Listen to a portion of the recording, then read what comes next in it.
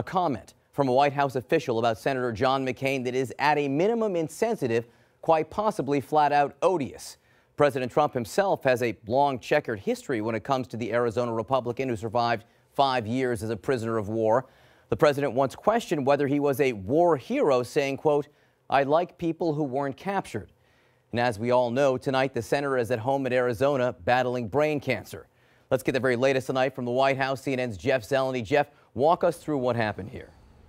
Well, John, it is clear that, the president sets the tone at the top at this White House here. And one of his lower level staffers, her name is Kelly Sadler. She was on a phone call with Republican spokespeople on Capitol Hill earlier today. And they were talking about something Senator McCain had just done. He sent out a statement earlier this week opposing the nomination of the CIA director, Gina Haspel. He said he does not believe that someone who has that history in the program of waterboarding and other kinds of torture should lead the CIA. So the White House was in sort of some defense mode there. So in a conference call with Republican press secretaries and others, this staffer said he's dying anyway.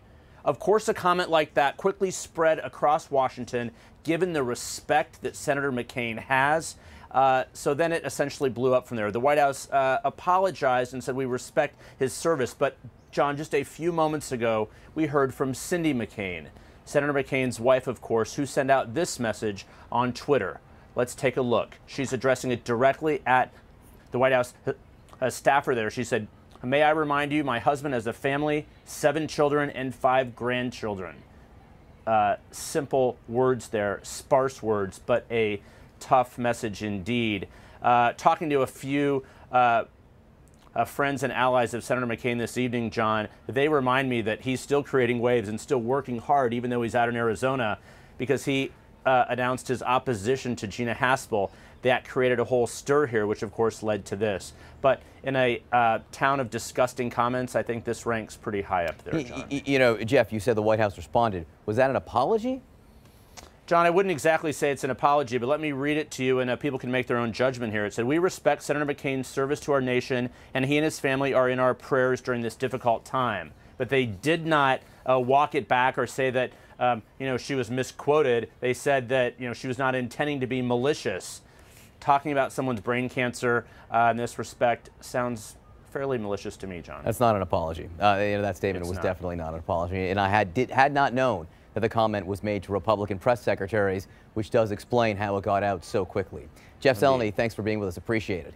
Sure. Amazingly enough, that insult from the White House staffer was not the only attack on the Arizona senator today. During an appearance on Fox Business News, a former Fox News military analyst named Thomas McInerney said that Senator McCain opposed the nomination of Gina Haspel to be CIA director because torture worked on him. Listen to this. The fact is John McCain, it worked on John. That's why they call him Songbird John. Charming. Joining me now with the details of this remark, CNN's Brian Stelter. Brian, who is this guy who made that statement? Yeah, McInerney was once the #3 commander of the Air Force. He served several tours of duty in Vietnam and other Southeast Asian countries. More recently, he's known as a Fox News paid military analyst. He was on the payroll until last year. So today, he was on the air just as a guest. His recent political views do deserve a lot of scrutiny. He raised doubts about Barack Obama's birthplace, actually just like Trump did. And he endorsed Trump in 2016. If you remember that event where Trump came on stage and renounced birtherism and said he knew Obama was American, McInerney was there. So maybe they both had a change of heart. But birtherism is not the only conspiracy theory that McInerney's promoted. He also promoted this conspiracy theory about McCain, and that's all it is. It is a baseless lie that was first brought up in 2008 during the presidential campaign. Back then, PolitiFact called it a pants-on-fire lie, saying there's no evidence at all to support the claim that McCain helped the enemy at Vietnam. On the contrary, as most of us know, he's an American hero.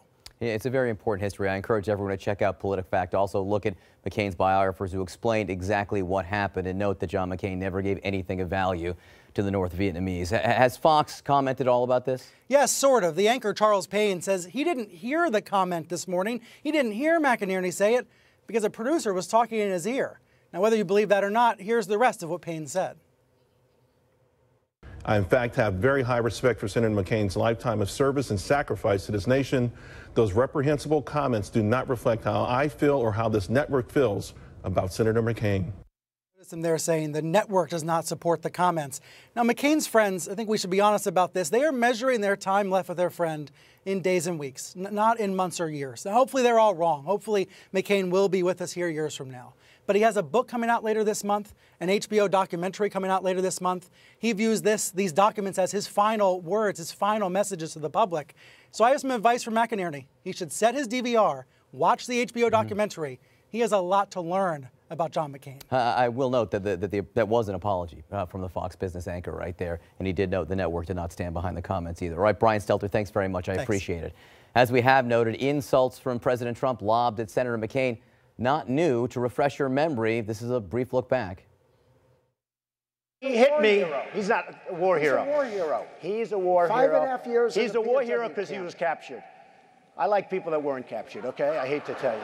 And except for one senator who came into a room at 3 o'clock in the morning and went like that, we would have had health care too. We would have had health care too. We got a bad vote the evening that we were going to terminate Obamacare. We got a bad vote. You know about that, right? That was not a nice thing. We actually had it beaten except for one vote. You remember that beautiful night. It was defeated, but one vote changed. Joining me now to discuss Paul Begala and Jim Schultz. You know, Paul, politics is politics. Right. But it doesn't matter. He's dying anyway when John McCain, as everyone knows, is in Arizona right now at home battling brain cancer. Where's the line between, you know, politics and human decency? Well, there's no decency in a comment like that, obviously. It's one thing to argue over whether Gina Haspel should run the CIA. Reasonable people can differ. Reasonable people, good people, don't say things like that. Now, why did this aide say it? She's just a dust speck in American body politic, right? It is, as Zeleny points out, because the president sets the tone. And once norms are shattered, it's very difficult to put them back together. You know, I worked for a president who gave the Medal of Freedom to his opponent from the campaign of 1996, Bob Dole. Why? Because Dole deserved it. They didn't agree about politics, but Dole's an American hero. We need to find a way to get back to that, but this president makes it very, very difficult. People should know, by the way, can I just quickly, what exactly Senator McCain endured? He was shot down over North Vietnam. Both his legs and his right arm were broken. I'm sorry, his right leg and both his arms were broken in the crash. He still can't lift his arm completely over his head. He can't comb his own hair to this day. When he landed, he was stabbed, he was beaten. Later, his captors found out his father was the commander of the Pacific Fleet, a very powerful admiral. And so they said, you're free to go. Alone among our POWs, John McCain had the key to his own cell. He could leave at any time he wanted, but he wouldn't do it because the code of honors of POWs is first in, first out.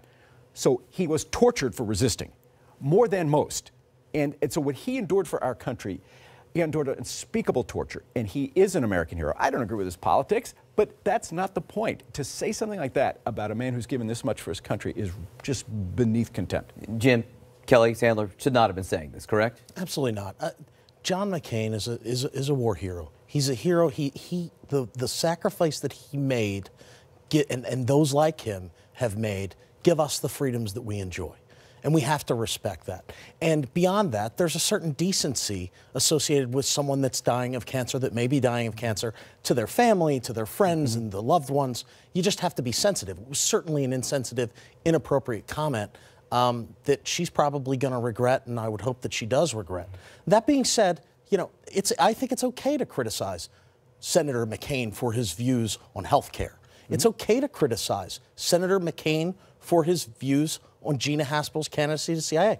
We can disagree on that. That's okay. That's what politics is all about. And it's okay to play hardball politics with that. It's just not okay to be insensitive and to make it personal. Can't the White House say, I'm sorry? Why hasn't the White House come out and said, I'm sorry? The White House said that the family is in their prayers, and I disagree with the fact that this is something that rolls downhill from the president himself. This was someone that made an off-the-cuff comment in a meeting. This is not something that she was hearkening back to 2015 and saying, okay, it's okay to say these kinds of things. I don't think President Trump has ever apologized for those initial statements. No, he didn't. And again, when in the political realm, to get into that personal issue for someone who has suffered for our country, it's inappropriate. There's no question about that.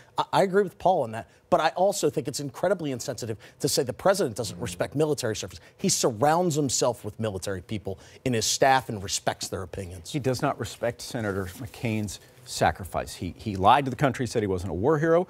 When, by the way, Corporal Bone Spur there in the White House, Mr. Trump, took steps to avoid service. John McCain took steps to serve. So this is, I just disagree, this is emblematic of our times. This is emblematic of the era of Trump.